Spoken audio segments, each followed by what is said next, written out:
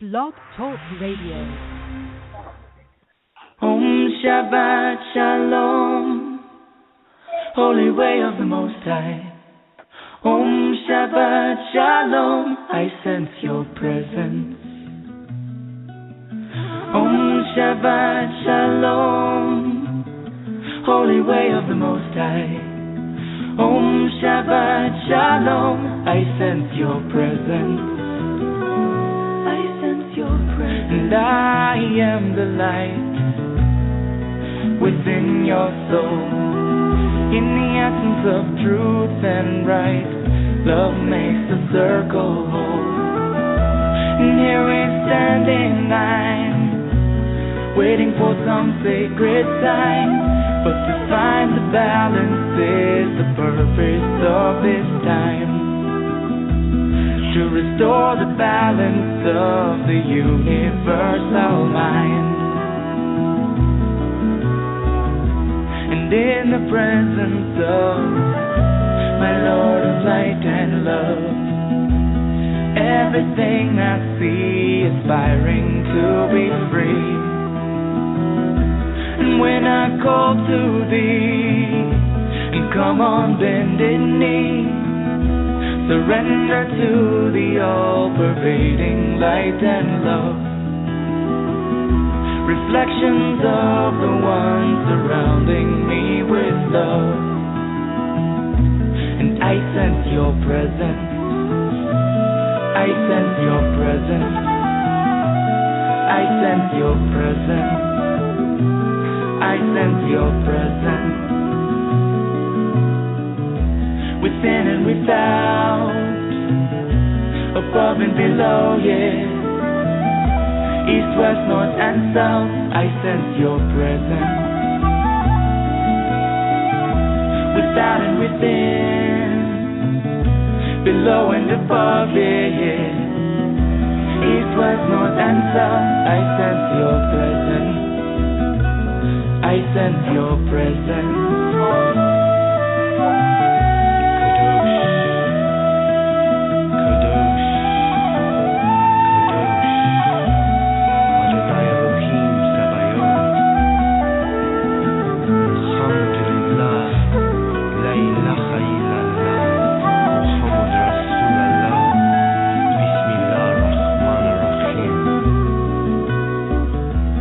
In the presence of my Lord of light and love, everything I find in tune with the divine. And here we stand in line, waiting for some sacred sign. But to find the balance is the purpose of this time. To restore the balance of the universal mind. And I am the light within your soul. In the essence of truth and right, love makes the circle whole.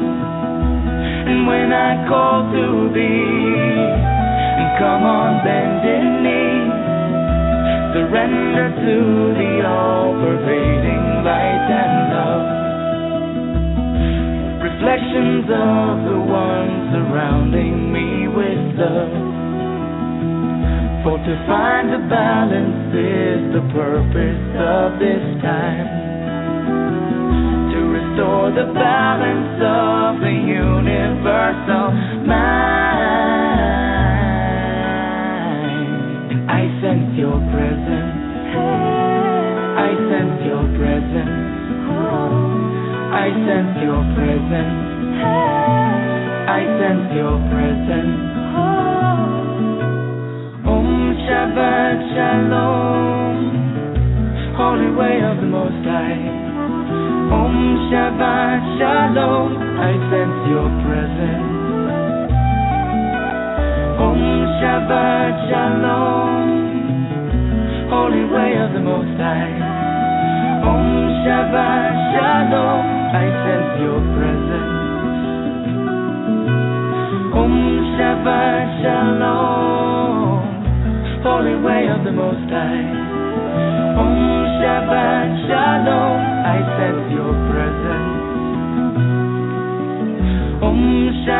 Shalom, holy angel of the Most High.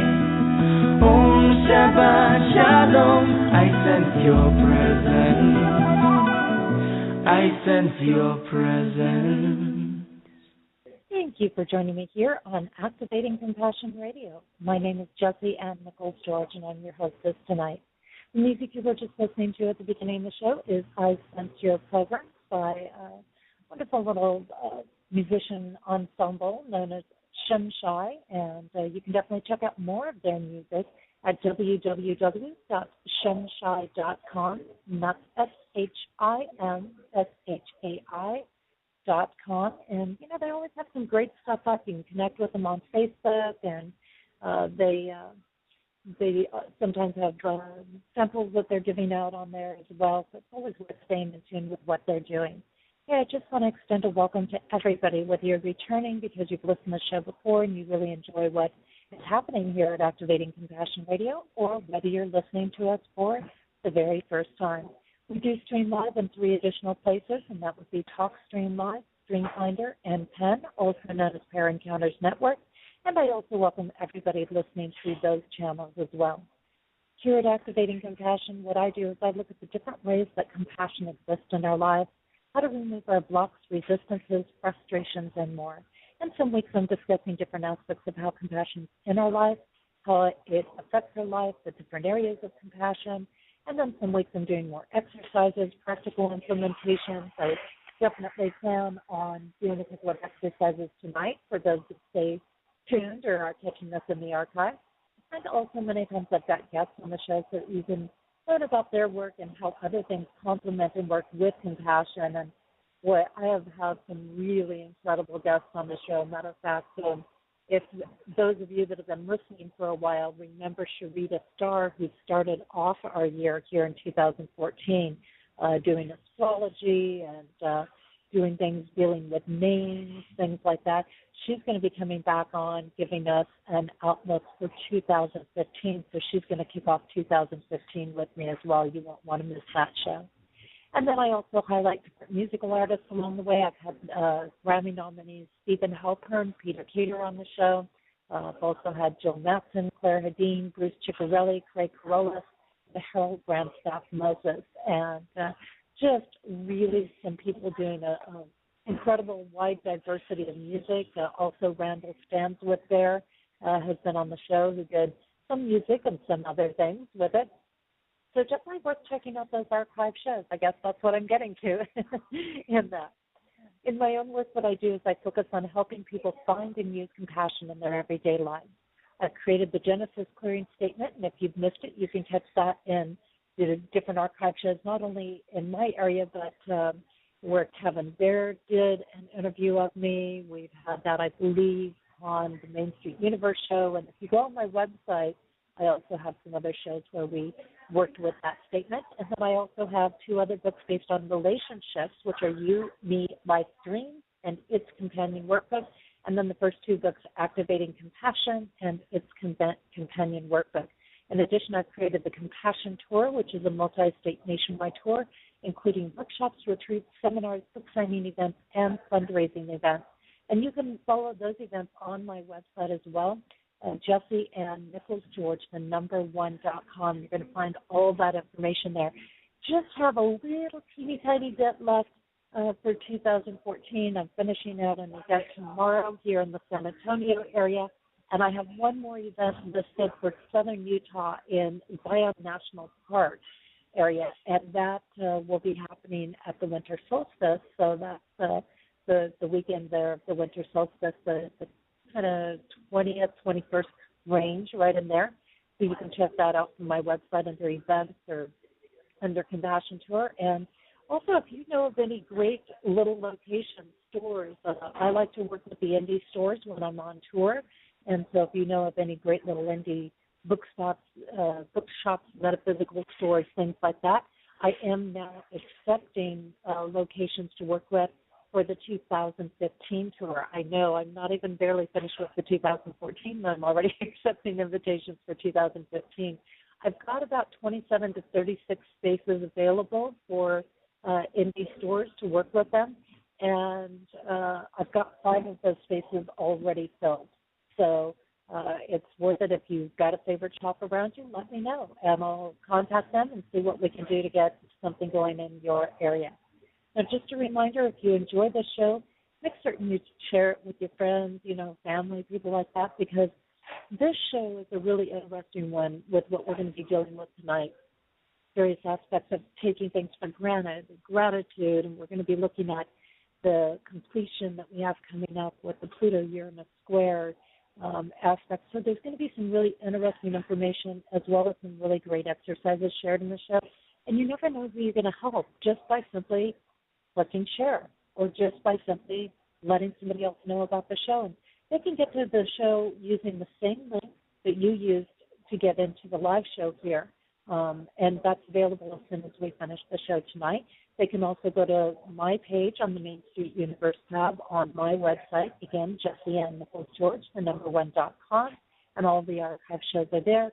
In addition to that, they can get them as podcasts through iTunes, TuneIn.com, and then usually about a week or two after the show, I've got it available on my YouTube channel as well. So, whatever your preference is for for watching or listening to a show, I've got it up there pretty much.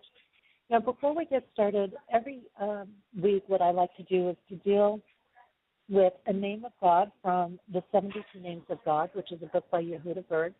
And Yehuda is a Kabbalah master, and I love Yehuda's work because what he's doing is he's taking these big, giant concepts, these different aspects of divine spirit, and bringing them into our everyday life, which is the way I work. And I feel like when we do that, then we actually get the lessons. We actually get the benefits of what's being taught there. And so let's take a look at tonight's message. And this message also is posted on my page, the Main Street Universe tab on my website. And the message that he has for us this week is Diamond in the Rough. And boy, this is perfect for our topic tonight. It really is. How many times do we, again, take things for granted and don't remember all the work that goes into the polishing and becoming that shiny, pretty aspect of the world. And what he has to share here to start with is diamonds are the crystalline form of carbon. Pressure over millions of years transforms a chunk of coal into a precious jewel. In the same way, all of life's problems can be transformed into sparkling opportunities. With this name, it doesn't have to take millions of years.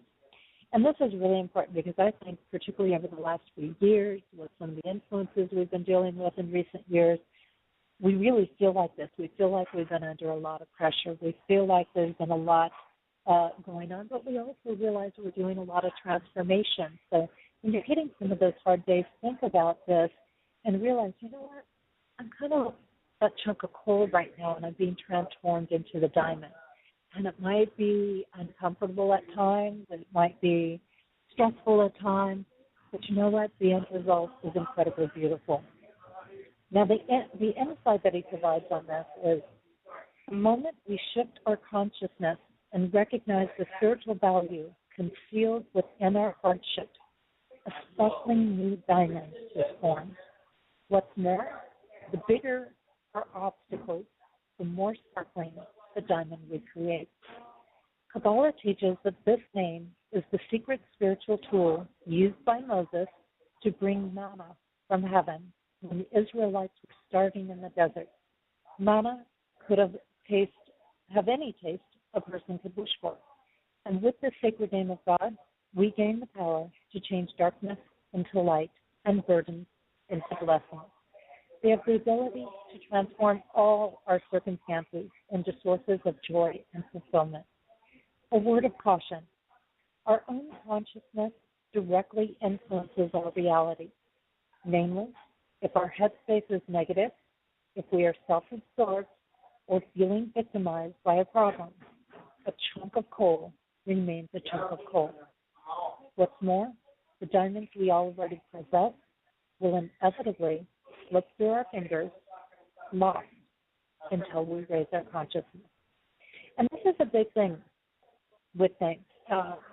because here again, if we operate in the so-called sins or the distortions of life, that's the self-absorbed areas. That's where we feel victimized. So, if we're operating from jealousy and anger and hate and impatience and all of these different aspects, it locks us into remaining into that cold position and remaining that as a chunk of coal when there.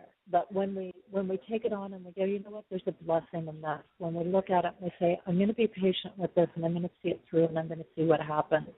And these sorts of aspects where we shift up that attitude and say, you know what, I'm really grateful for this because maybe it didn't work out the way I wanted, but hey, I got this really great benefit out of it, or I learned this really great lesson. That's the type of and pattern and consciousness that transforms us to that diamond state. Now, the meditation he gives with this is, here you accomplish nothing less than the complete transformation of negative situations into positive opportunities and blessings. Mana rains down upon you. Life begins to taste like anything your soul desires or imagines. And that's a powerful thing when we think about it. I mean, this isn't just about transformation. This is about co-creating with the divine. This means that you have choice in the matter, and you get to choose really how your life is going to come about. Are you going to take advantage of those opportunities? And we're going to get into some of those things tonight and some of those different types of thought patterns tonight as we go through the show. But before we get started on that, and before we go on break, I want to give us a little something to think about before we delve into our topic tonight. How often do you really pay attention to the small things in your life? Like laying down in bed, or the shower you get, or easy access to food and other things in your home space. How often do you really allow yourself to experience these things? And when do you last express gratitude for these things? Every day, so many people go through life and never give a second thought to their indoor plumbing, refrigerator full of food, and the ability to accommodate their day-to-day needs. It is just a given that these things will be in your life. However, there are many still in this world that do not have such so-called luxuries as an actual bed or indoor plumbing to use in the middle of the night. There is a huge sliding scale on this. If you are like most people, you accept these things as your right to have. As someone that is now on the road full time, I now think a whole lot more about these seemingly small things that most people take for granted. Since I do not stay in hotels every night and don't have a bed to lie in every night, a whole new level of appreciation is being established for these luxuries. Life sometimes requires spending an hour to track down a location that has something I can walk to in the night. And still, I have no complaints about it, as I have a lot more than others do in this world. What I have noticed during this time, however, is how much more conscious I am when I lay down and awake each and every day. I realize what a luxurious life I have led when I thought I had so little and was struggling. I also realize how much more I have now than I did then. It really comes down to a concept that so many of us take for granted so much in our life. And we get wrapped up in luxuries, forgetting to give thanks for the small that surround us. Sure, people are conscious about saying things if they have a big windfall, or sometimes not if they're too wrapped up in the excitement of receiving. However, how many of us are really, truly, from our hearts, thankful for the smaller things in life? After all, they are what create the bigger things. When a person has to do without some of these things and then receives them again, there's an amazing opening of senses that happens. In some ways, it would remind me when I would go off to summer camp or camp outside as a kid. That first shower and having clean clothes to wear and feeling burly again was a really blissful. I have to say that I love this sensation, and now open this consciousness into all aspects of my life, whether driving down the road, eating, anything else. Some might say this is the art of being truly present or living a conscious life, or the art of gratitude. I can't say that I'm perfect with it, but I'm getting better each and every day. And as I take the time to sit in gratitude for the little things, the bigger things simply show up and give me more to be grateful for. It seems to me that it is important to express your gratitude at the most fundamental level, the less obvious things in life. What parts of your day are you most conscious in? Are you really experiencing eating, drinking, sleeping, etc.? Or are you just doing it? How much are you taking for granted in your life? This week, we're focusing on a component of compassion that's related to the aspect in my book of gimme, gimme, gimme. This reminds us that when we give from a true and compassionate space, we will always receive more than we have given. I'm going to take a short break, and when we return, I'm going to be looking at how we take things for granted, the art of using gratitude in life, and also glimpse into what we will have happening as we complete the Pluto-Uranus squares. In other words, blessings yet to come. The song I have for you during our break is called Footsteps. It's by Claire Hedin. And if you'd like to check out more of Claire's work, you can certainly do so. Connect with her or her music by going to her website at www.clairehedin.com. And that's CLAREHEDIN.com. And we're going to be back in just a few minutes.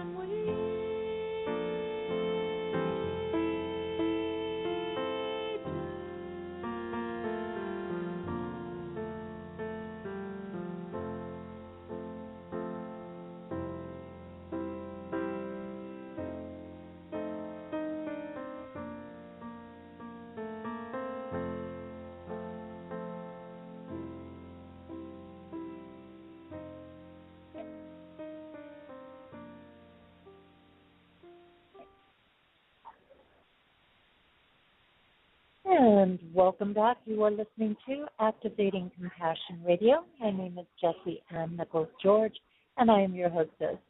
You were just listening to a song by Claire Hedin. It was called Footsteps, and you can definitely check out more of Claire's work at www.clairehedin.com. That's CLAREHEDIN.com. And, tonight we're really delving into a little bit of a different aspect here.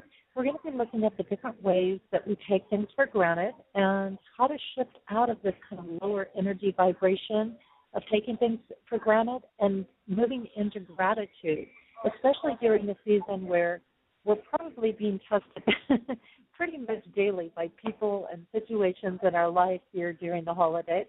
And we're going to be looking also at, how to get ready for some of the upcoming holidays and the influences that are headed our way just shortly after the beginning of the year here in that. So we do have some things to be grateful for. And I think that this is going to be a valuable thing for us because the holidays, first of all, we do tend to have this stressful time, and we have this programming that is going on everywhere. We have from advertising to radio and TV commercials, and every time you go to the stores, there's signs everywhere, and there's all kinds of things that are coming in at us.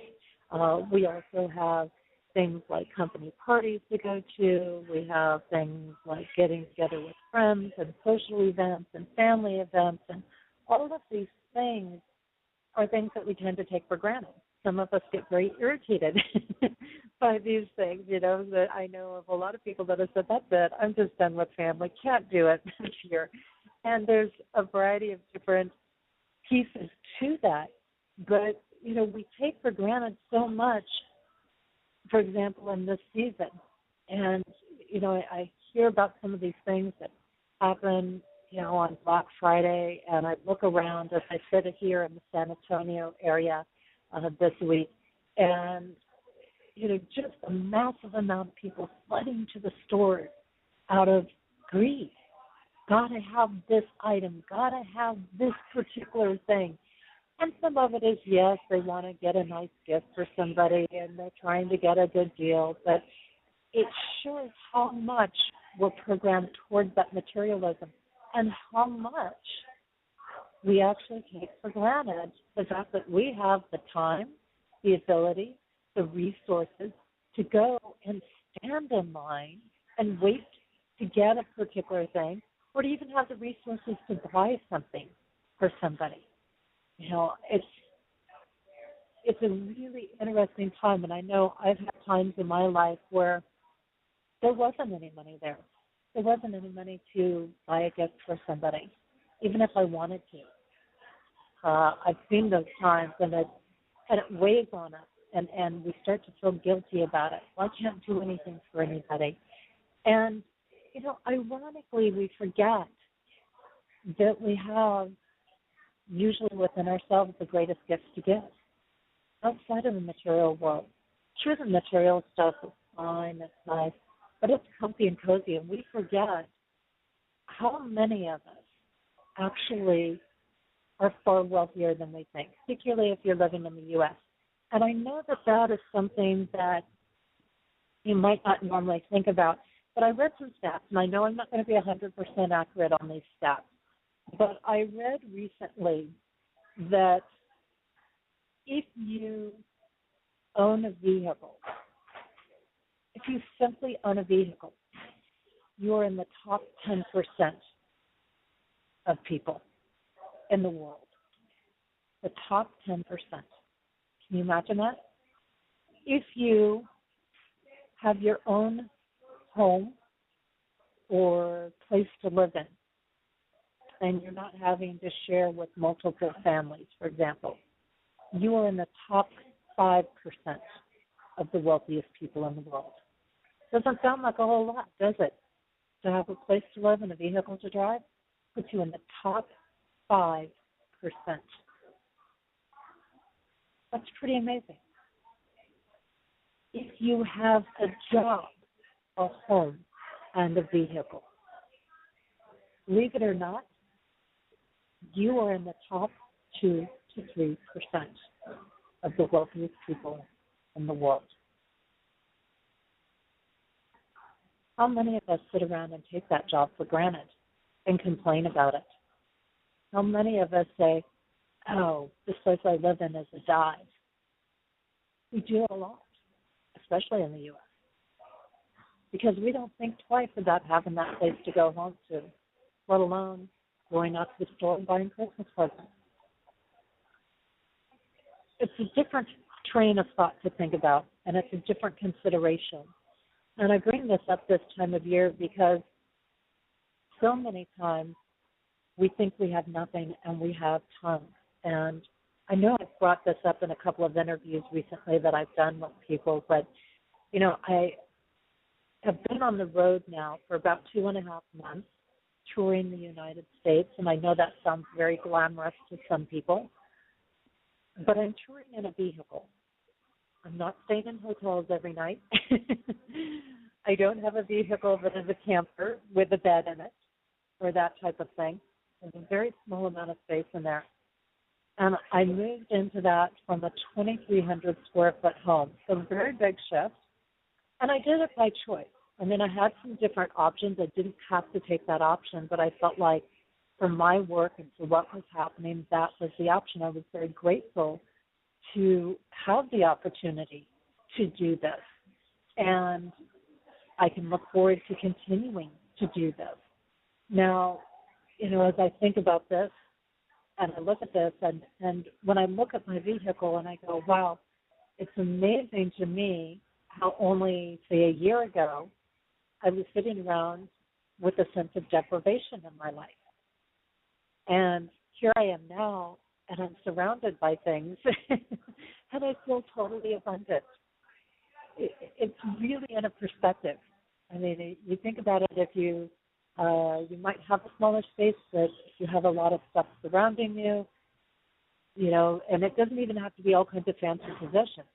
You just can sometimes feel wealthier. You feel like you're surrounded with a lot of stuff, and it starts to shift your attitude. Now, I'm not suggesting that you go lock yourself in your closet where there's tons of stuff and do things that way, but it reminds us how much, you know, we do take for granted.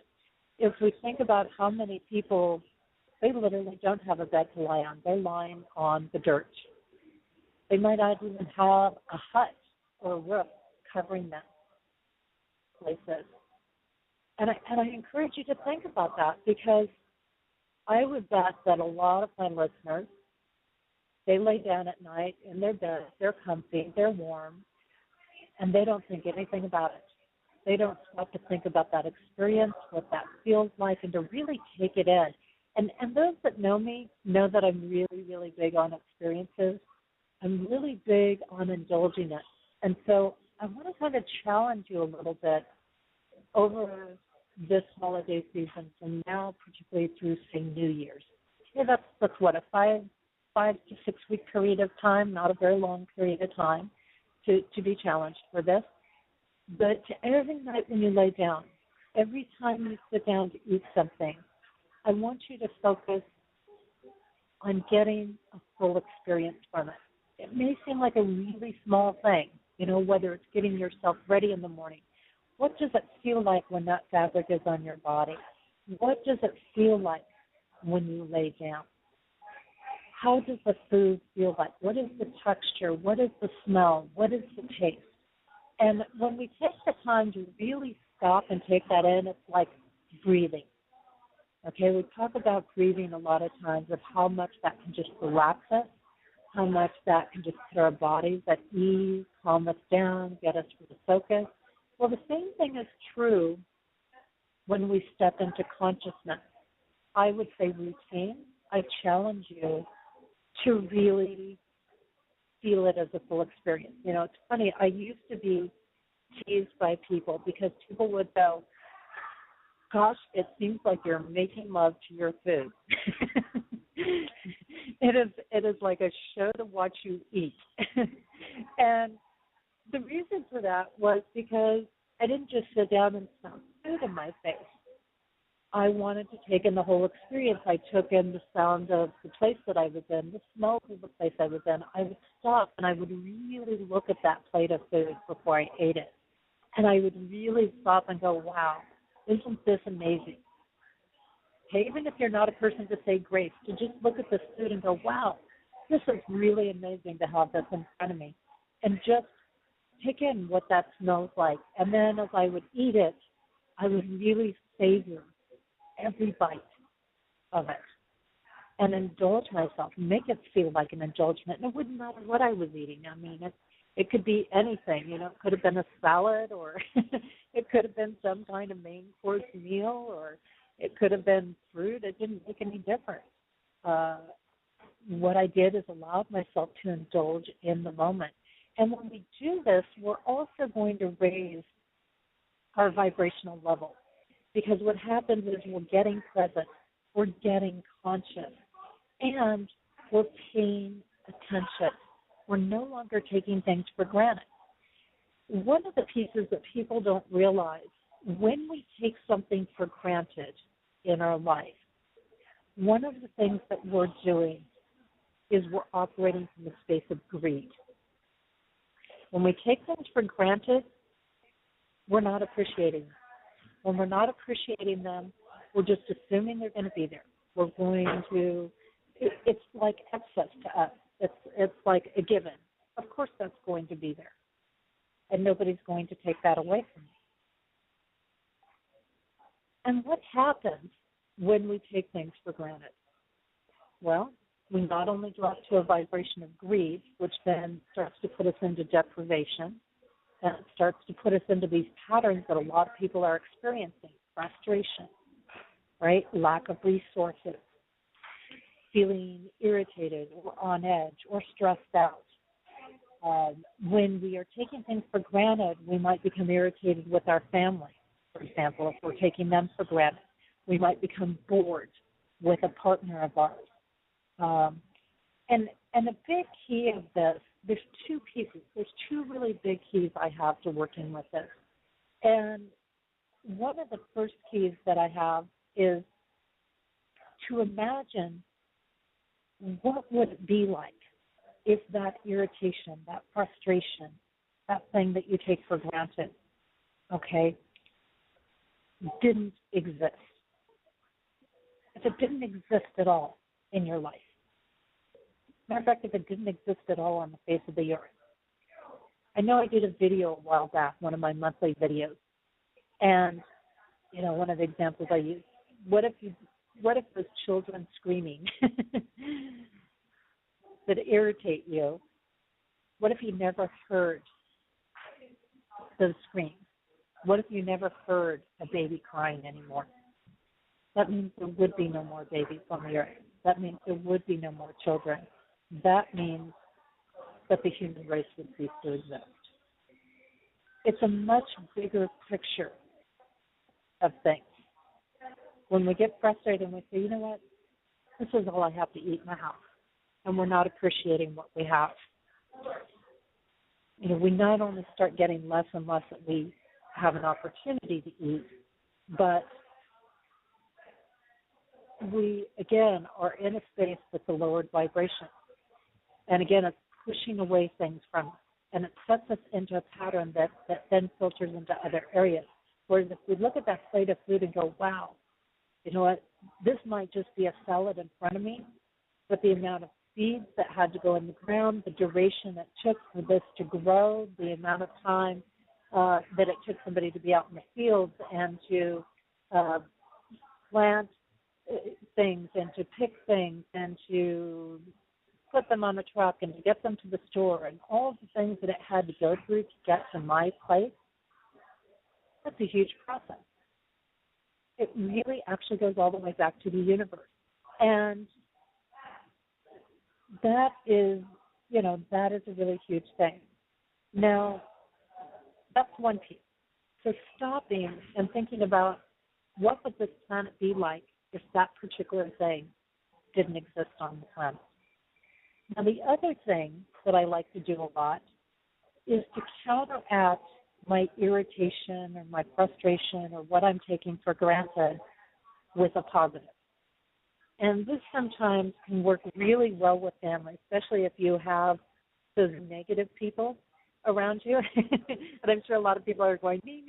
I have lots of negative people around me, my whole family or my whole friends or, this whole set of people that I'm connecting with right now. Well, first of all, we have to stop and think about the fact, are those people that we need to be keeping in our sphere? Because every time we keep those negative people close to us in our sphere, then it's literally creating an energy drain on us. It's literally sucking the energy out of us. And so if we stop and we refocus and find a positive to that thing that's irritating you. So, for example, I could say, you know what, bullying, controlling, abusive people really irritate me. And then I could come around and say, but he or she's a really good leader or a really good organizer. And what happens is when I focus on that positive aspect of it, that positive trait, it moves them out of their negative distortion. It moves them out of that negative framework, and it moves them into starting to utilize those skills as an asset. So many times that we outcast these people in society, and we say, oh, we're just not going to deal with them. And there's varying layers and things of that as well. But, where they have to get past their own lessons, right? Some people choose to just be in that victim space. They don't want to change right now. And yet at the same time, when we kind of let that go a little bit and say, okay, maybe I still have to spend time around family for one reason or another. Maybe that's an important thing. Maybe there's an elderly parent involved in your family or relative in your family, and you only get to see them once a year, and they might not have a lot of time left, so you're going to go and spend time with that person. But you have to deal with all these other frustrations in the meantime of doing that. And so you stop and you say, you know what? But it's really a blessing that I've gotten to learn so much from this person, or what is the lesson that I'm learning here? We have this rule that goes along with taking things for granted and appreciation, and that is also that rule of reflection, that law of reflection, right? Everybody has a reflection of us, and especially the things that are irritating us oftentimes are a reflection of something that we are not honoring in ourselves somehow, some way, okay? So, for example, if I have somebody in my life and they're really dominating and they're really, really controlling and they're really bossy, and it's like, gosh, I just don't even want to be around this energy. But if I stop and I say, you know what? So they're this way, it's irritating me. The fact that it's irritating me tells me it's my problem because it doesn't seem to be irritating them, so it must not be their problem. That's one way we know whose problem it is. Ask and say, who's it irritating? Is it irritating me or is it irritating them? Because if it's irritating me, it's my problem. If it's irritating them, then it's their problem, okay? But if I look at it and I say, okay, well, I keep drawing these really dominating, controlling people into my life who, get upset with me for one reason or another. And when I step back and I look at that and I say, okay, what are these attributes here? Well, it also tells me that perhaps I'm not being dominant enough in my own life. I'm not taking control enough in my own life. And I need to start doing that. And the more I take control of my own life, the less these people will be that way in my life. So that doesn't mean that we have to be rude or pick fights with them or be argumentative or any of that. It just means that when you start making your own decisions, when you start saying, you know what, I've got these things to do, I'm going to do them, and if other people fit into that, great. If they don't, oh, well, that's the way it goes, okay? And maybe I can make an accommodation here or there, but I can't be the one always making the accommodation. So here's what I have to offer. They can take that. They can leave it. You've made a decision. When you become decisive like that, you'll stop drawing in people who think that they have to make all the decisions for you. You'll stop drawing in people to your life that are controlling. And what's really interesting with this is the people who are normally controlling around you will stop being so controlling because they won't feel that need to make the decisions for you, which is a fun and interesting way to kind of play with it. So that's the other, that's another big piece is we want to find the attributes.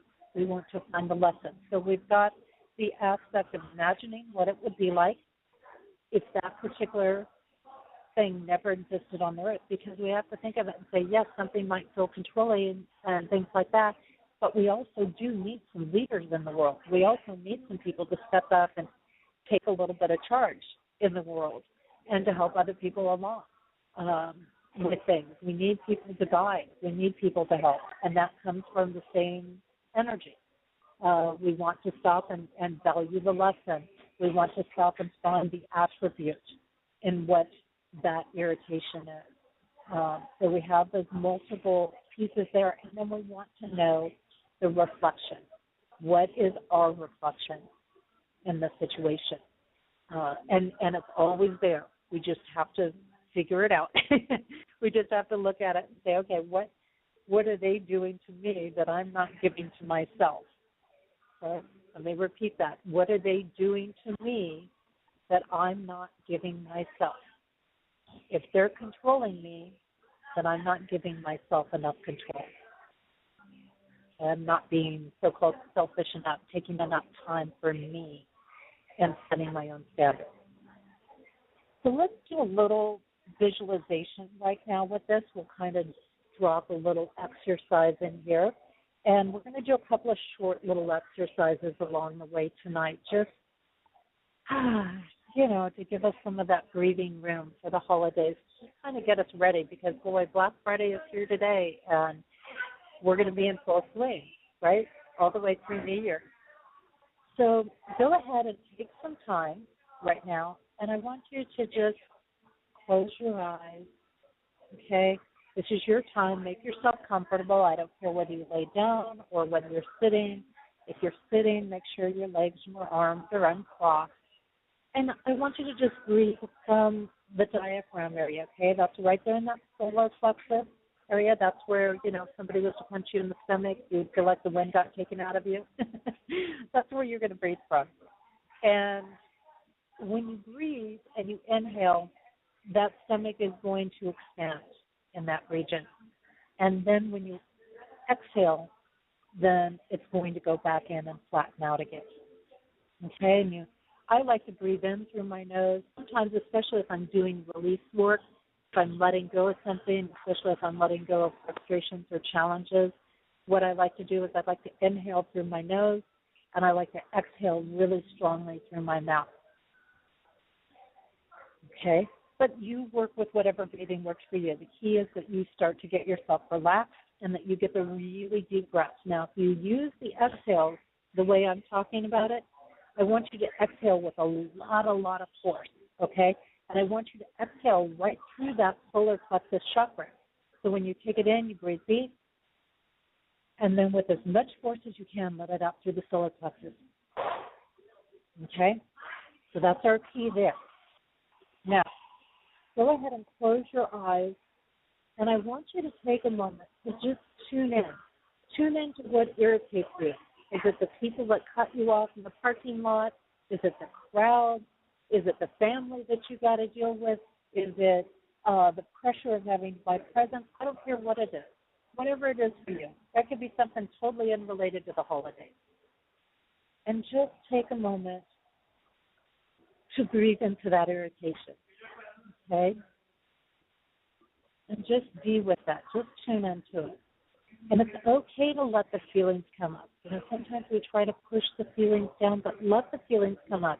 If you have some anger going on, if you have the frustration, if you have pain going on related to this, I want you to allow yourself to feel it. Okay, and that may seem very intense, but we need to honor the feelings that are coming up. We need to allow ourselves to feel them, because we will release them.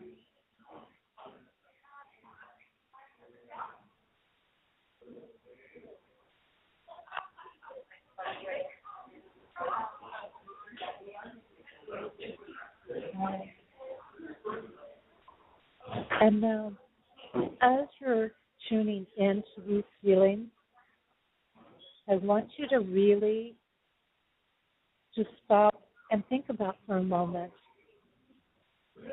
what would it be like if this irritation didn't exist? So whatever that is for you. If it's a dog barking, what would it be like to have no dogs on the planet? If it's a child screaming, what would it be like to not have children on the planet? And so on. What would the world feel like without that in it?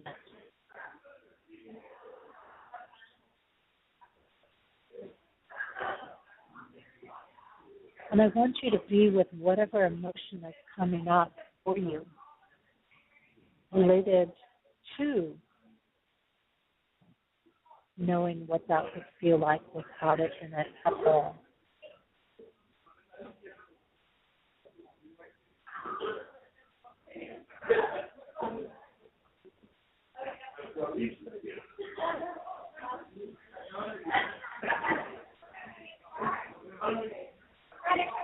And now I want you, as you're holding through and working through this irritation, I want you to see and find the asset in that irritation.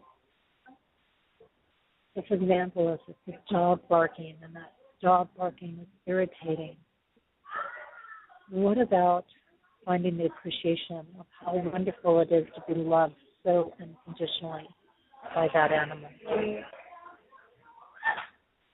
Or if it's that child screaming, how grateful are you that it's healthy enough to have strong lungs to get that sound out, or to have that child around, and so on.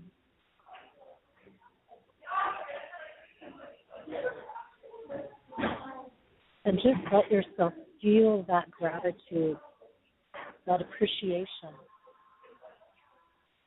Yeah, it's a healthy dog who loves me unconditionally. Yes, it's a healthy child.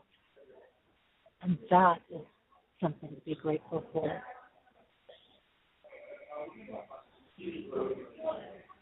And actually getting the experience, the sense of family, even if it's not perfect in my eyes. I have family. I know who my family is, and that is something to be grateful for.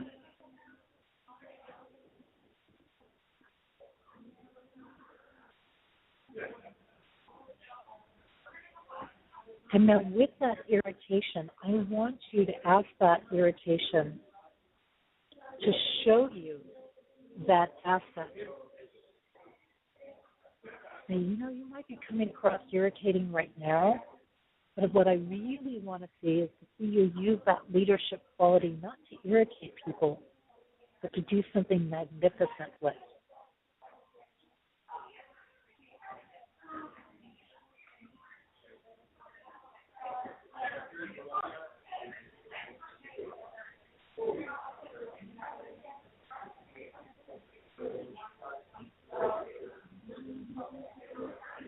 And now finally, with that irritation, I want you to use it as a mirror. What about that irritation, that frustration? What is it in that you're not giving yourself? That doesn't show up in your life if you're giving it to yourself. Do you need to sound stronger? Do you need to make up your mind more? Do you need to be more confident? Do you need to be more decisive? Whatever it is. Do you need to speak your voice more?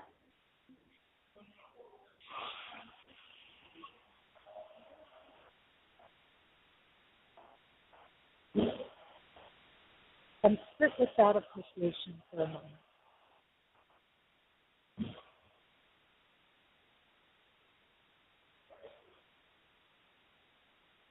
And sit with that realization and let yourself know, you know what, I make a commitment to give these things to myself. I don't have to wait for somebody else to come in and bring it to me in a harsh way. I'm willing to give it to myself in a loving way.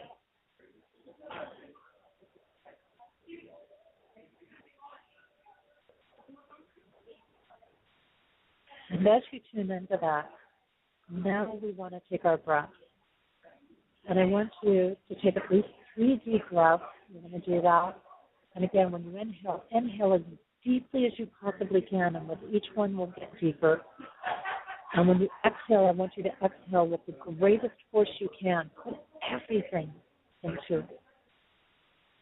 And inhale.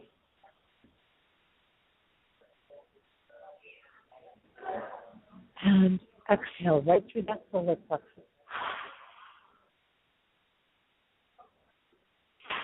Good. And again, inhale.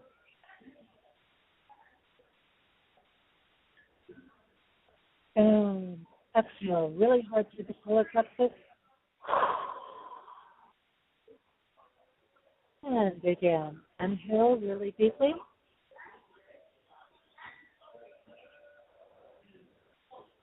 And exhale really, really super strong.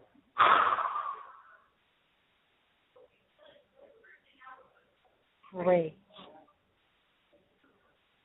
And let yourself go ahead and open your eyes. And just see how you're feeling now. I know for me, when I do this, a lot of times it brings me back to my own space of empowerment. It brings me back to center, to balance. And you know what? You can do this breath work. Maybe even just taking a moment to do this breath work, 5 minutes, 2 minutes, whatever, to do it.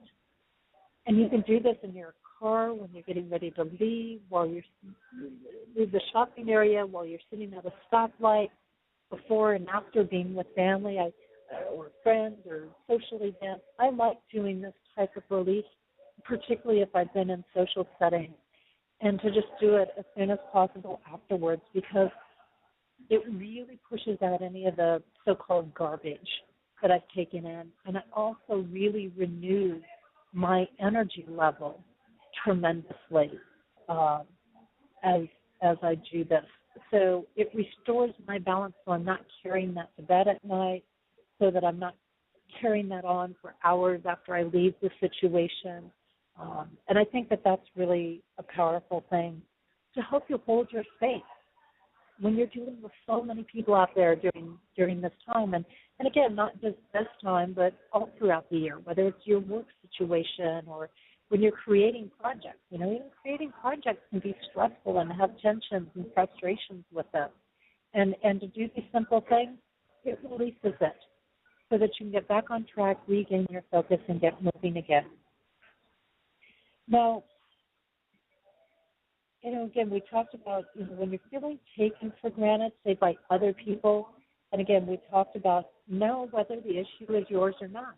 Just sometimes being conscious of the fact that, hey, this isn't your issue. You're not the one that's irritated. The other person is irritated. It's their thing to work through. They're the irritated one.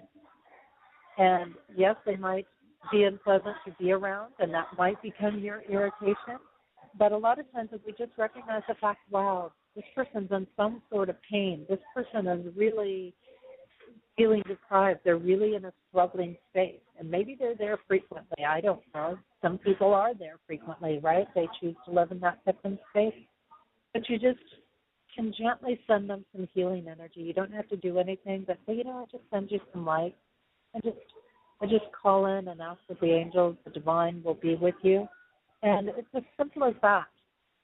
It's as simple as saying, you know, come in and just help this person through their challenges, whatever it is. Because we're all going to benefit if they get through their challenges, right? You know, we all will benefit from that. So that big key right there is really, it is a big key. Whose issue is it? Whose issue is it? And that's one of the first steps to identifying there.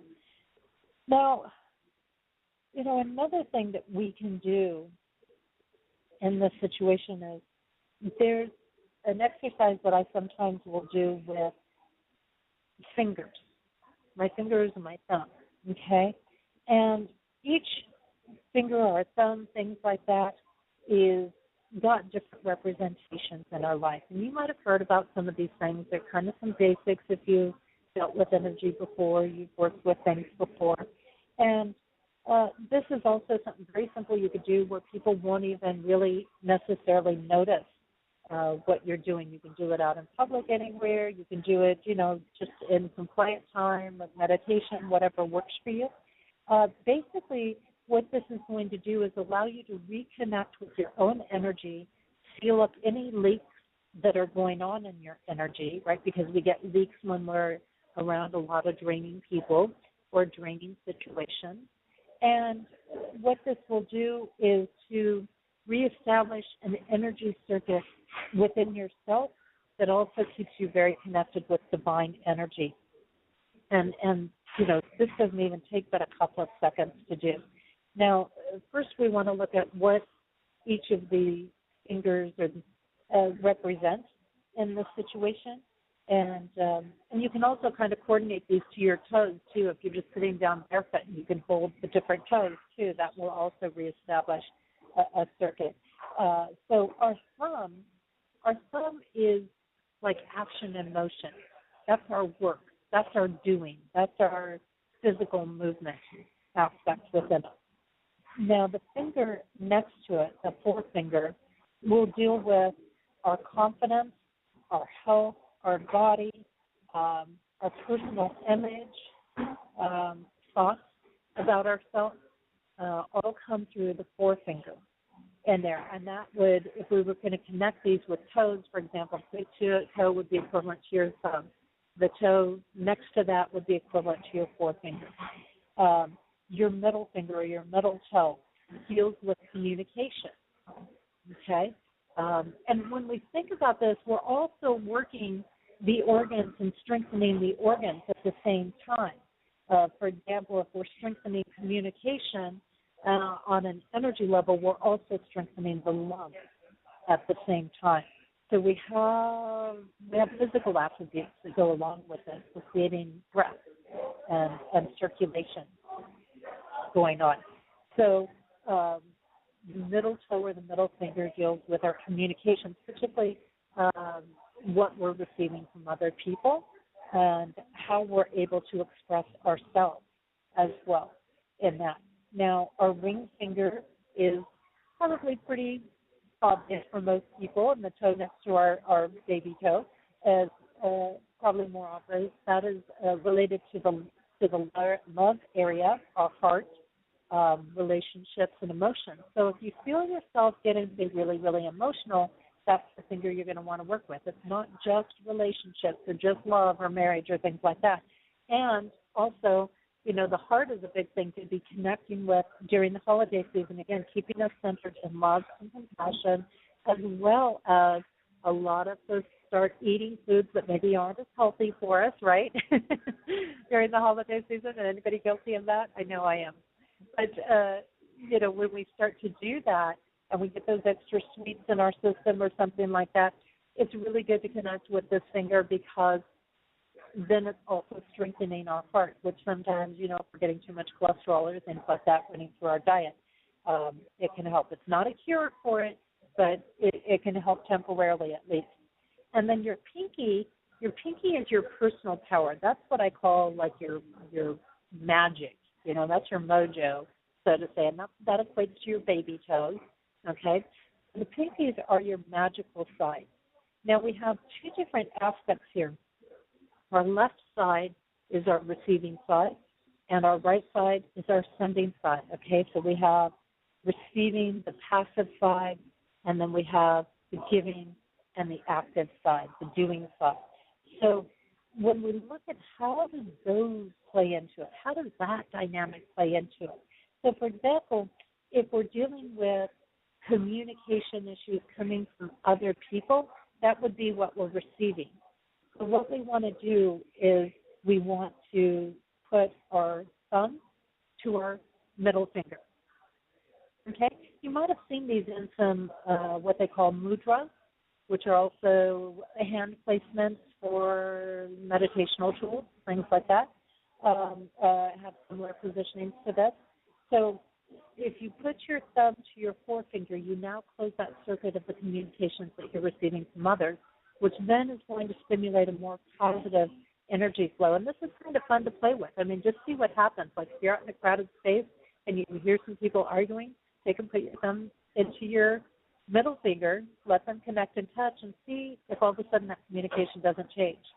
Same if you're in a social situation or a family environment and you're seeing the arguments come up. Just place your fingers there. Now, if you're needing to speak up and express your voice more and you're feeling lost in the shuffle, so to say, then you're going to do this on your right hand instead of your left hand. Okay? So you see, we always have a side for each thing. Okay? If you are feeling like your personal power is being sucked out of you, for example, you want to connect your thumb to your pinky finger. Okay? And that's because you're receiving from other people. You're feeling uncomfortable with what you're receiving from other people. You feel there's a drain going on from other people. Now, likewise, I think they always go hand in hand. I think they're an equal thing. So I think it's always good to do it on both hands, because if we're feeling drained out by somebody, that also says that, hey, we're not necessarily standing in our power the way we need to as well. So you want to do it on the right side as well. That's my thought. You know, I might start with the left and then move to the right, but a lot of times I like to do them hand in hand, because if I'm feeling that drain, if I'm feeling that attack, then, you know, it's the other way. Now, likewise, if emotions get out of hand, if people start getting really emotional with you, or you start feeling really emotional, you want to get that thumb on your ring finger. Okay? Touch the pads of your fingers together.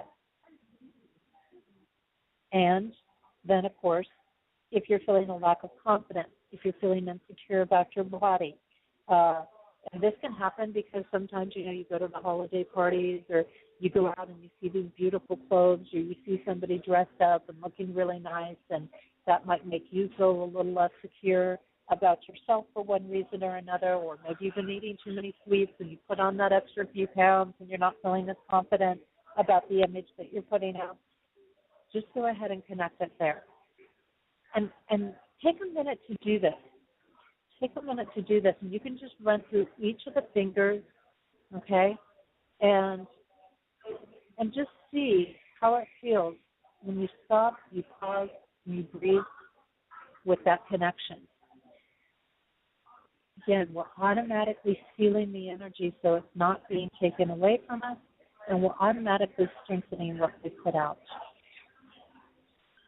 And again, you can correlate these with your toes as well. Of course, you know, every organ of our body, every functioning of our body runs through our hands and our feet.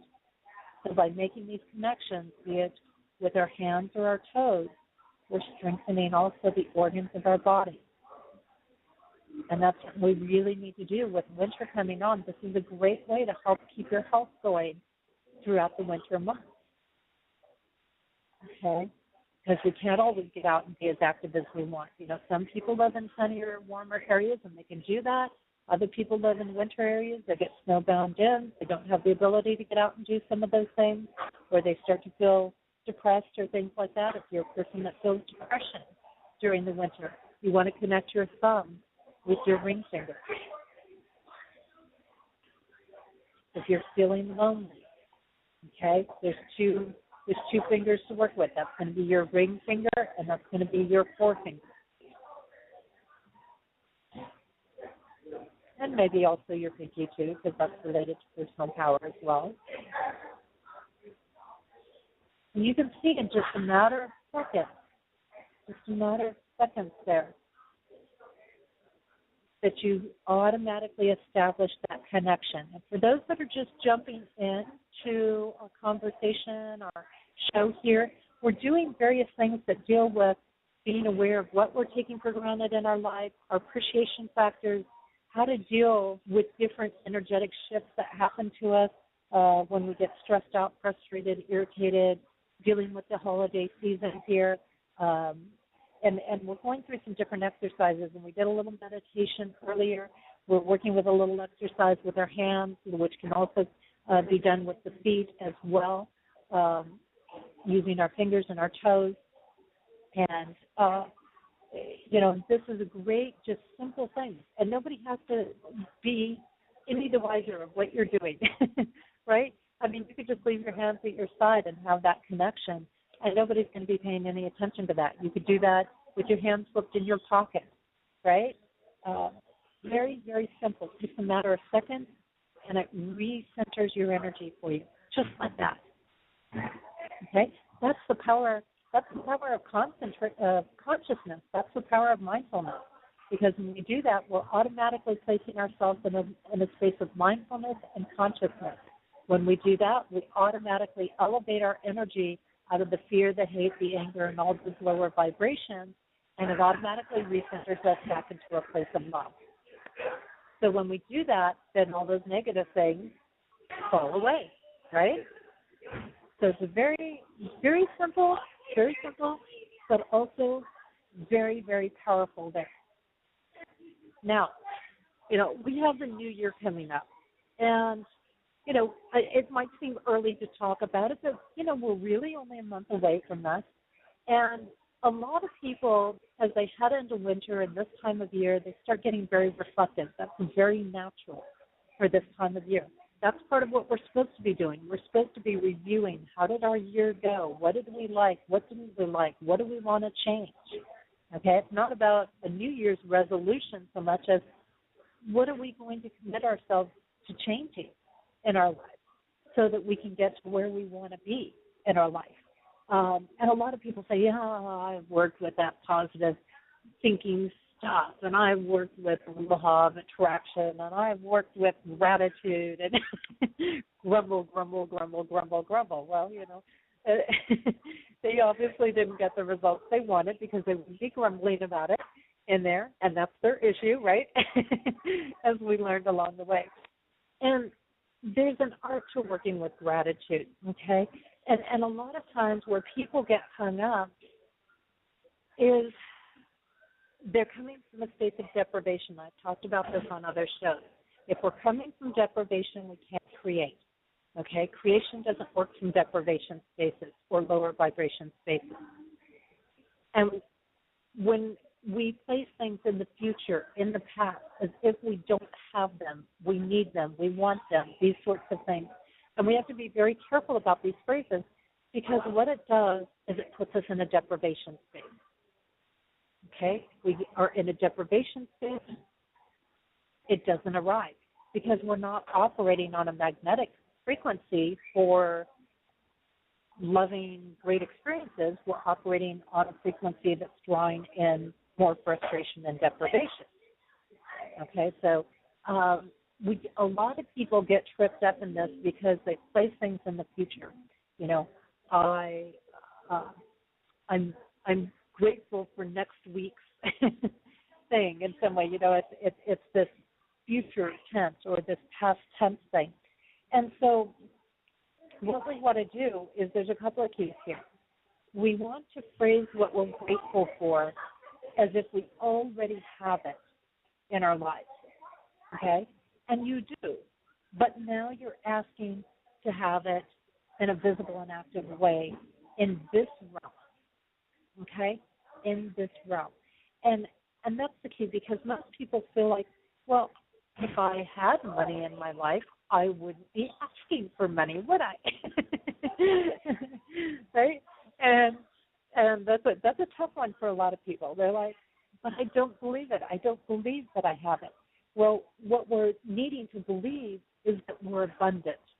When we believe that we're abundant, we now operate on a vibration that's at least at love or above. And when we're operating at that vibration, now we can start to bring the money in. We can't bring it in while we're tense and while we're aggravated and while we're saying, I don't have it, I don't have it. Well, I'll tell you what, we all have it because we all have the creator aspect in us. We all have the ability to manifest it.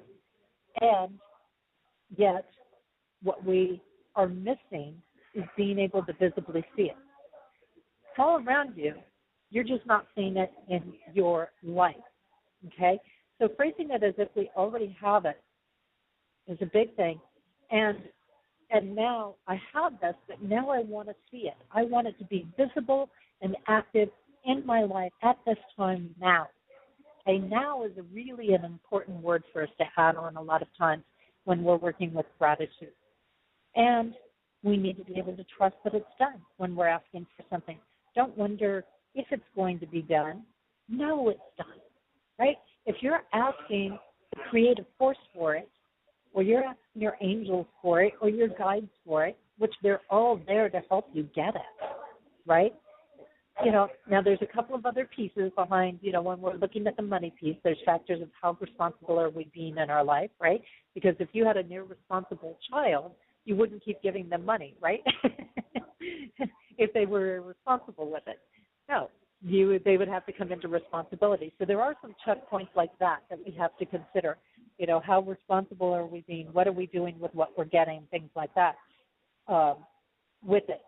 But if we ask the divine for it, we're going to get it. But the key in this is to ask for it to arrive to us. We don't question it. We don't question whether it's been done. Again, this comes back to the now factor. When we're stating things, we're going to state them now. Bring it to me now. Because if we don't add that on there, allow this to be visible to me now, if we don't put that now on there, then it's like, oh, they might get to it next year or or a couple of years from now or 20 years from now. So we want to bring it into now because now is the only place that it can exist. It can't exist in the future or the past, only now, okay? And repetition. Don't be afraid to ask for it over and over and over and over again. If we look at most spiritual systems, and they will work with chanting or they'll work with prayers, they'll say, pray without cease. They'll say, repeat it with fervor, things like that. So you want to do that. And the other thing is it brings your focus to it to make a connection with what you're looking to see visible in your life, okay? We have all these different realms and planes and veils and things like that in the universe. And so, again, it's there. We're just not seeing it. So what we really need to be asking is to see it visible and active in our life. And so repeat it. Repeat it until it shows up. If you say it 1,000 times a day, and I have days that I go through that where I just say, show me the blessings. I'm grateful for the blessings that are happening in my life today. I start my day off every day. It might sound a little corny like that, but I'll tell you what. I started my day off today because I'm making a commitment between now and the end of the year to start my day off with 100 gratitudes, which means I'm finding 100 things to be grateful for at the beginning of my day. And when I set it in motion that way, I get more things to be grateful for. So an example of this working, I had to take my car in for maintenance, okay? When I called them on the phone at the dealership, and they told me, okay, it's going to be $339.99 plus tax. Plus tax on that. And I'm like, whoa, okay, where am I going to come up with that? And I'm sitting there trying to go through my finances going, okay, maybe if I restructure this, restructure that. Nope, I'm not sure I'm still coming up with that money. And lo and behold, I got to the dealership. I asked one simple question about some Black Friday sales that I saw in an email that came to me. And I said, you know what? We don't have that going on, but you know what we'll do for you? We'll give you 15% off your bill. And then I was checking with them about this program that they have that I'm in at other dealerships. And they said to me, you know what? You have to sign up for that through each dealership that you take your car through. And I was like, oh, another thing to sign up for, right? And they said, but you know what? If you sign up, we'll give you $40 off today. So by the time all was said and done, I walked out the door paying $250 as opposed to $350. That's how gratitude works in our life. These miracles, these blessings show up. Guess what? I could afford $250. $350 was really going to make it a struggle for me. But I opened myself up to that. And how did I do it? I was grateful today. And when we get down to it, if you have to get down to saying, I'm grateful for my baby toe, I'm grateful for my big toe, I'm grateful for my second toe, my third toe, my fourth toe, okay, on my left foot. There you go. There's 10 things right off the bat that you're grateful for. Now you can go to your fingers. Now you're up to 20 things, okay, and so on. All of these little things that we take for granted every day, even being grateful for those, it works. It absolutely works. So we trust when we ask for something in gratitude, it's done. It's a done deal. You don't have to worry about it anymore, okay? Again, I mentioned the ask to see it now and choose it. You don't place yourself at the mercy of, I hope you're going to give this to me, right? I hope I'm going to get this. I choose to make this visible and active in my life. Okay? That doesn't mean that every day, somebody's going to give you $100 off of something necessarily. But, it definitely means that you're going to set the pattern of operating at a higher vibration and that you're being proactive in your process. And that is going to set you up to receive the blessings and miracles. That is going to set you up to give you more things to be grateful for. So the more you're grateful, the more things you'll receive to be grateful for.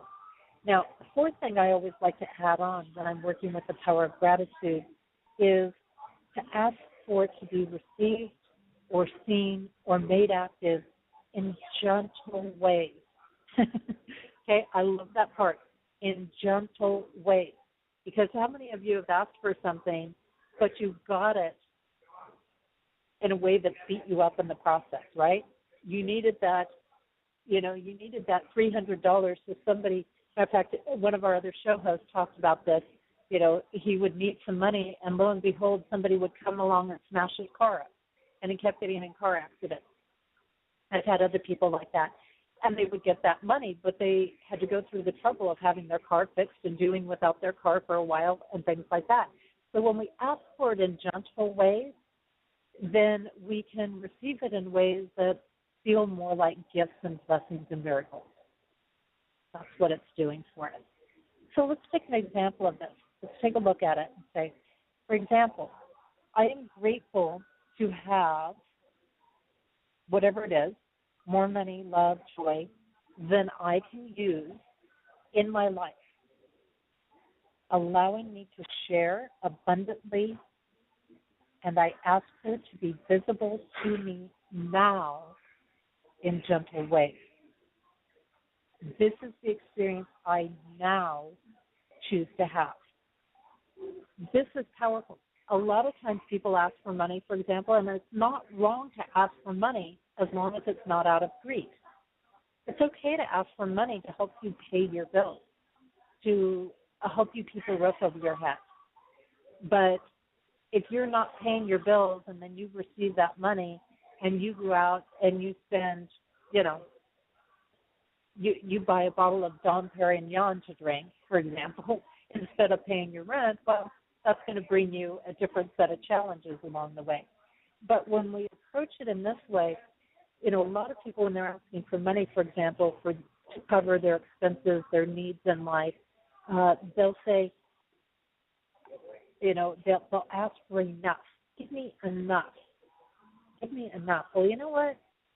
When it comes down to it, we don't need anything, so enough is not very much. And enough might be enough to cover the expenses, but it doesn't give you the leeway to take care of, say, the extra maintenance work, or you tend not to hold on to money when you ask for that in that way. People will say plenty. Sometimes we'll use the word plenty. Give me plenty of money. Give me plenty of love in my life. Well, plenty is maybe a little bit better than enough, but it's still not going to be something that holds in your life. that is overflowing. But when I ask for it in this term, okay, give me, or, I'm grateful to have more than I can use. Well, as a wise soul, what happens there is that I know that I'm going to take any excess that I have and I'm going to share it with other people. I'm going to help. I'm going to send it to, I don't know, Live and Let Farm Rescue or TRE Association or whatever it is, and help somebody else with it. Because I know I'm wise enough to do that as opposed to just going out and being totally greedy with it. Doesn't mean I might not enjoy myself a little bit too, or make my travels or my journeys maybe a little more comfortable than they are at the moment. But it means that, maybe I get that $100 a night room as opposed to the $500 a night room. Okay? In there. Because I don't have to have the $500 a night room, and then I could take that $400 and give it to somebody else to use towards something worthwhile. So by asking for more than I can use, some people would say, well, isn't that being greedy? It's not if you operate in a conscious and responsible manner, because having more than you can use means that you have plenty to share with others, okay? And again, this is the experience I now choose to have. That means you're choosing it. You're co-creating it. You're not sitting around going, oh, I wonder if I'm going to get this. I wonder if my angels today will decide to do this for me. You know what? They're not going to do anything necessarily unless you ask them. Unless you ask them. Yeah, they're going to try to protect you the best they can, but they can't override your decision and what you choose. So you need to choose it. You need to consciously choose it to be in your life. And, when I do these things and I put these requests out, I like to do different things, like sometimes maybe light a candle, just really focus my energy and breathe while I state this aspect, okay? And this is the art of gratitude. I'm being grateful for it before it gets to me, before it's visible to me. When I'm grateful before it happens, think about it. Have you ever had anybody say, hey, thank you for taking me to work tomorrow? I really appreciate that. They're thanking you before it happens. They're being appreciative before you've done the act. It puts you that much more in the giving space with them. It makes you want to do it again. It makes you want to do more than what they're asking for. Okay? So when we're grateful ahead of time, it not only, it come in a much more receptive, exciting way, but it also, is, again, setting this motion, this energy in motion for us. Okay? It is expressing trust and confidence. It's showing, I know you're going to do this. I trust you to do this, as opposed to calling me tomorrow morning 5 minutes before I have to be at work and saying you can't take me. Okay? You're placing trust that the situation is going to go through. You're having confidence in it. And when we have confidence in things, we are operating on a higher vibration. We become magnetic. We draw more positive things into us for that. So some really powerful things, okay? All things that are in our lives, we are either connecting with them or not connecting with them. We're either choosing to connect with them or not connecting with them. And again, a lot of times they're there. We're just blind to their existence. Our abundance is there. We're just not connecting with it. Or they're there passively like a bystander, not being utilized. How many of us have skills and things that we say, oh, yeah, I'm going to do that, but we're not ever really getting to it. We're only keeping it in the thought. We're not moving it to action. Until we move it to action, it doesn't manifest. If we only keep it as a thought, it's not going to manifest for us. So that's an important piece. So we have to consciously choose to connect and Giving thanks to something before it happens is connecting with that energy. Very, very powerful. These sound like very simple, very basic things, but they're very, very powerful things. They're very powerful things. All we need to do is use them. We've got all the tools. The tools are simple. They're already in them. We just have to use them. That's all there is to it. You know, the screwdrivers, the hammers, the nails, they can sit on your shelf all they want. But if you don't take them out and build something, nothing's going to be created. Simple as that. Okay. So moving on and being on this aspect of, you know, things to be grateful for that are on their way, we have something that I've mentioned off and on along the way, which is the series of Pluto-Uranus squares that are going on. And this started back in 2012, and some people have heard this example before from me. But to give you an idea of this intensity, a lot of people will say, oh my gosh, my life has been incredible. I feel like I've been beat up. I feel like everything's been taken away from me over the last few years. I feel like, you know, all of these things have happened that have been so negative. Well, you know, in reality, if we look at those aspects, these past few years have been some of the most transformative, powerful times of our life. Even when we felt like we're at our weakest, it has been transforming us into some of our greatest power. And the last time we had a series like this was back in the early 1930s, and there was only 5 of them instead of 7. And at that time, we were going through the Great Depression. Hitler was in his reign. Those were some pretty intense times, and they weren't even as intense as we have now. You know, it's ironic. I was talking to somebody earlier, and they were mentioning to me about how, you know, they were struggling with some things and how their parents would just roll over in their graves if they saw some of the debt they had right now. And I thought, I know what you mean.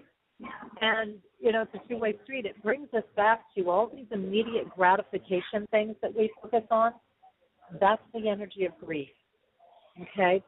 And, you know, there's a split thing that one thing our previous generations knew is we don't spend what we don't have. And so many of us are out there spending what we don't have, doing it on credit, doing it on these other things. That puts us into deprivation, so on and so forth. But in addition to that, we're at points where our cost of living is so disproportionate to our earnings, which our previous generations didn't have, like my parents. You know, there was a proportion of what they were earning to what they were spending. They were able, you know, there was a balance in there that we don't seem to have these days because we've allowed things to just increase on the expense, which has happened because of settling for immediate gratification and things. Now, you know, a lot of people have started to feel very desperate. They've started to feel very depressed with the series of Pluto-Uranus squares. And basically what it is when we have the square creates tension. And it creates tension for us in order to make us more stable and solid in the earthly world.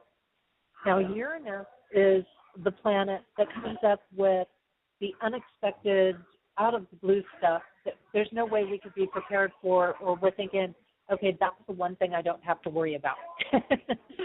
And yet that's what we have to worry about. Pluto is the deepest depths, the secrets, the hidden world, and that's all being brought to the surface in these unexpected bursts. So we kind of know it exists. We haven't acknowledged it exists. It hasn't really been in our sight. But over the last few years, things have come out to our sight. You know, we look at how, for example, government or different business structures have been shown to be corrupt, how things are distorted along the way, how people shift and adjust things to the way that they want them to be. in order to control other people, things like that. This particular set of squares has dealt a lot with control. It's also dealing a lot with our shift from the patriarchal influence to the matriarchal influence of things. Now, in this process, before we hit the 7th of the 7th, which, by the way, hits in February of 2015, so we've come a long, long way. We have a peace portal that is opening on the winter solstice this year, which is a huge peace portal. It's got some connections to one that opened back in early August that was related to the Leo energy, but this is a much gentler, quieter peace portal opening. And this is when we're going to start getting our hope and our inspiration coming up into the world again. We're going to start to get our motivation back. We're going to get those little glimmers of where we feel exhausted in life. Something's going to show up to give us the inspiration and the motivation to keep going. It's going to remind us, yes, these are happening. These blessings are on their way to you. Now, when we get to the 7th of the Pluto-Uranus squares, which happens again in February, okay, what's going to happen at that time is the tension part, the being hit out of the blue, the unexpected things are going to be finished. Okay, so we're not going to get all those crazy, unexpected things coming at us like we have over the last few years. And so we have a lot to be grateful for, that we are finally finishing this sort of trial and error and this sort of period of initiation. That's what I would really call it. Is this has been a period of initiation to see how you're going to respond, and will you respond instead of react? And that's something to reflect on. How much have you been responding and how much have you been reacting since the end of 2012 when this series started? And a lot of people have said, you know, when are these people going to have to pay their justice? Okay? Well, we don't want to focus on, hey, I want to see these people pay their justice, because as we know, through karma, through the law of cause and effect, what's happening through this series of squares is time, and the time between the cause and effect is shortening to where it's coming up to real time, which means we're going to see the consequence almost immediate to the action. Okay? We're seeing criminals caught quicker from what they've been doing, for example. Somebody does something very negative to somebody, and it seems like something's happening in their day that isn't so pleasant as well. So we're seeing the shortening of time in there. And so we have this huge release coming up with us around the middle of February. And what's great is this is going to correlate, because it's going to take about another month or so after that for the energy to really settle down and to feel a little bit clearer. So when we come across the spring equinox, which is going to be late March, that's a period of new beginnings. It's fresh starts. It's seeds that are starting to blossom and sprout from the ground. And so the seeds that we've been planting for the last couple of years, 2.5 years, whatever it's been, by the time we finish this, it'll be a good 2.5 years period of time, are going to start flourishing. We have a lot to be grateful for.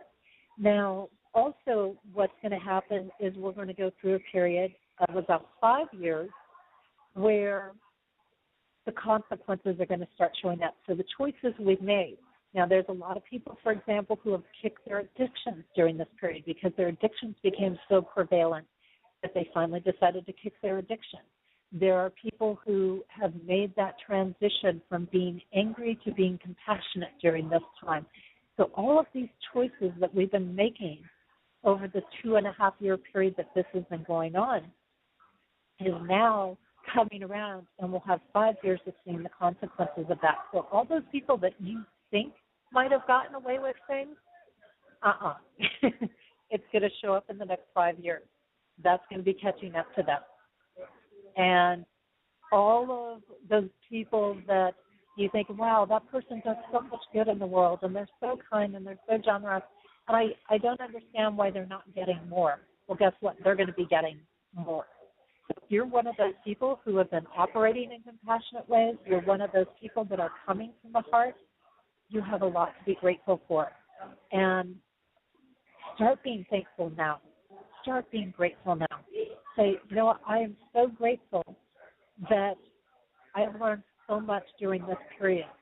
I am so grateful that finally this is coming to a completion, and I'm going to get new beginnings that are filled with blessing. And I am so grateful to know that peace is enveloping my life, that it is flowing in and abundant for me. Be grateful now for what's on its way in, because it's incredible. And the more you do that between now and the spring equinox, the more you're going to have to be grateful for. Try it out. It's worth it. It definitely is worth it and worth taking a look at. You know, this is a powerful thing. Blessings are coming. They are on their way. So start today to be thankful for them. This is a powerful time of year. Don't let go of the energy. Don't let it slip by you, because we have so much we can do with it. If you've missed any part of the show, I definitely encourage you to go back, check it out in the archives, catch the exercises that we did along the way as well, because we covered a lot of information here. And again, don't forget to work with these things I've been talking about, especially between now and New Year's, and work with being grateful for what's already on its way. Get your experiences. Be fully in what you're doing, because it's going to create many, many more amazing experiences for you along the way in this. You know, next week, I'm leaving it a big mystery right now because I am trying to decide between a couple of different topics to address right now next week. And I'm kind of taking it easy here in December without too many heavy guests. I do have still guests to come on this year, but I'm also doing some lighter things as well this year. And, you know, because I know this is an intense time, so I'm trying to bring some more exercise things in, some more things in that will help you with the upcoming year. You know, again, I've got my books out. You can check those out, as well as other things I'm doing through my website, JessieAnnNicholsGeorge1.com. Great gifts to have. Activating Compassion and its companion workbook there. They're available in ebooks. They're available through Amazon.com, BarnesandNoble.com. You can go to your local bookstore, request that they order them for you. I also have some bookstores listed where you can pick them up in person. And, you know, it's just a great gift to give somebody. Also, the relationship books, they're wonderful. Maybe you know somebody who's looking for love, or maybe you know somebody who's struggling a little bit, or who wants to build their relationship. And those relationship books will definitely help them. Those are You, Me, Life Dreams, and its companion workbook. Again, if you've got shops, stores, bookstores that are your favorite little indie stores, hey, shoot me an email or connect with me, JessieAnnNicholsGeorge1.com, and let me know. And I'll contact that store and see if I can get it on my 2015 tour for you. I'm accepting stores that are in the United States and Canada right now. Again, I've got about 27 to 36 spaces available, and out of those, I've got at least 5 of those filled already. So definitely get your choices and your requests in, because I'd love to be in your area. And you know what? Even if I don't have something in your area, I'm still traveling a little bit for the end of the year here. Again, I'm going to be going through Arizona in the upcoming week. I'll be touching base with Southern California around the San Diego Palm Springs area. And then I'll be in Southern Utah at the very, very end of the year. Hey, shoot me a message and say, hey, are you passing through my area? Or I heard you say something about it. You're going through my area. You know, I'd love to get a private session with you, or I'd love to bring you in and have you at our holiday party and have you, do some of your integrated development work or angel clearing work or things like that. I also have a brand new set of work that I'm getting ready to release. It will be, I'll be running a December special on it, so you're going to have to watch for that. It'll be a 2-for-1 special on it, and it's involved in doing and working with the old runic symbols and crystal grid layout, and working to help shift and adjust and balance energy for people as a distance thing. And that's going to be $222, and again, that's per one that is done. Look for more information. That'll be getting posted on my website over the next couple of days. Here again, through the end of November, if you get in there and register in the next couple of days and attend, I have one more full weekend event going on in southern Utah at Zion National Park. I will honor giving you a free 1-hour coaching session. Or even if you say, hey, Jesse, do you happen to have some time here before the end of the year to come and run a full-day event in my area, if it's on my way, I'll be happy to do it, and I'll still honor that 1-hour coaching session for you. I just, want to remind you. So there's so many great things. I've got videos and all kinds of things on the website. Go in and check it out. Don't forget, here on Main Street Universe, we have several shows throughout the week. Sunday night, Darren Bouquet, who's a reader at Mademoiselle in New Orleans, doing spiritual insights. Monday nights is Randy Goldberg doing Vedic astrology. Tuesdays, Susan Weed, who's sharing her work in herbs and natural plants. Wednesdays is our flagship show with Daniel and Janice on Main Street Universe. Thursdays and Saturdays, we have a rotational thing going on. So we have Jim and Ashley Green are doing a show. They're with Woven Green, really wonderful music that they're doing. So looking forward to what they're contributing here on the network. Janice is going to be doing her own show here on the network. Of course, Kevin Baird will be working with us at Rise and Oracle's Journeys deck, which is a deck he created. You can learn more about that at templeofgaia.com. And then, don't forget, of course, we've got Activating Compassion Radio right here on Fridays. And I know we're still bouncing the time around a bit, but you can catch it. You can always catch it in the archives if you missed it. This is Jessie Ann Nichols George. Thank you so much for being with me here on Activating Compassion Radio.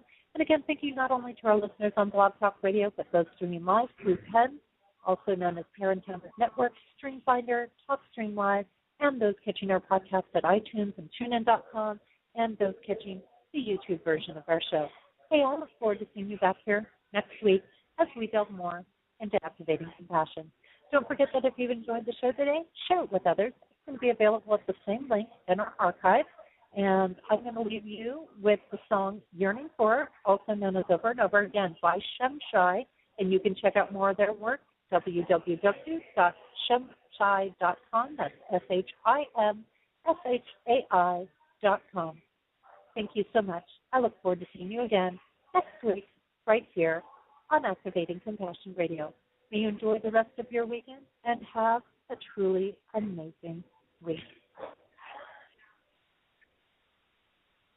And if I could see what makes me blind, I would soar to the edge of my mind, and to touch what seems unreal, just to show you the way that I feel.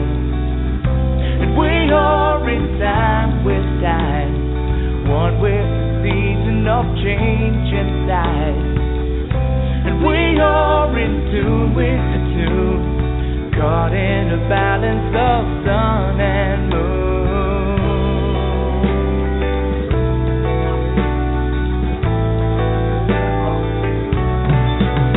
Oh, deep inside, the light within, shining to show you it's here to begin. When all I have is all I need, I will soar to the edge of eternity.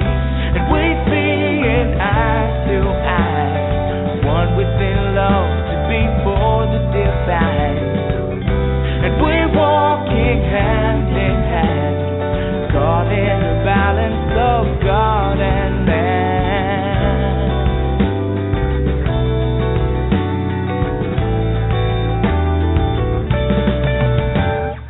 Over and over, life is your lover, learning to walk just a little bit slower, whispering secrets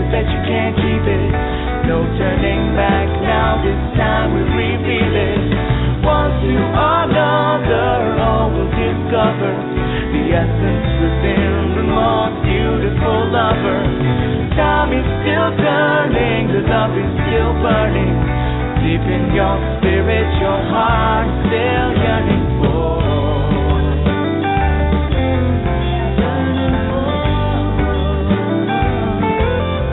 Yearning for.